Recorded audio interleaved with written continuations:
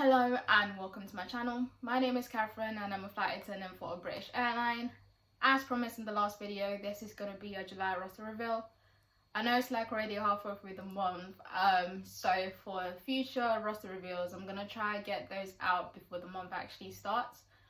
Alright, but before we get into it, for security reasons, I will not be disclosing when specifically in the month I'll be going on these trips and what hotels I'll be staying at, so I hope you understand that. So let's get started. So with my company, you can bid each and every single month for where you want to go in the world, and the bidding system works on points. So you assign your highest points, so 200 points, to the place where you really want to go to, and then it works down in tens until it gets down to 10 points. But from what I've been told, the rule of thumb is to do 5 bids, or 3 to 5 bids. That way you're more likely to get what you bid for, but obviously it's not always guaranteed. Okay, so I'm going to switch over to this side a little bit, and then I'll be able to list like where I bid for the month of July. Okay, so for the month of July, what I bid for, most of them, well, pretty much all of them were generic bids because I didn't mind where I went as long as it was in the region that I specified. So my top bid was for southern states. My next bid was for western states. My third bid was for 3 to 9 days. So with this kind of bid, it opens up a number of trips, because we do have a range of 3 to 9 day trips all over the world, and with our 9-day trip in the Singapore Sydney, so that is quite nice.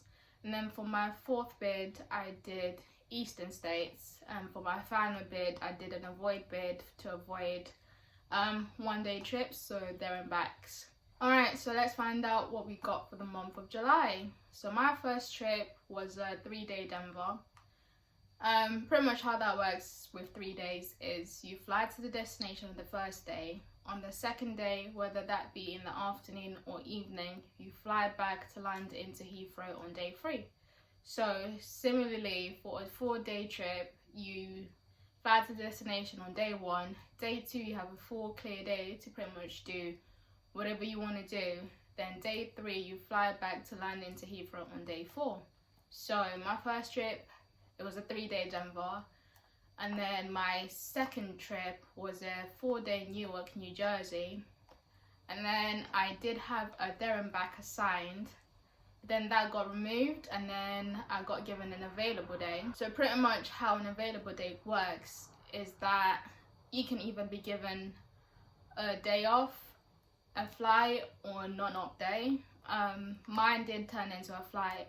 I got given a Paris there and back, but then when I did get to the airport to operate that flight, it sadly did get cancelled. I was excited to go to Paris, but it did get cancelled. But luckily I did get a Toulouse there and back.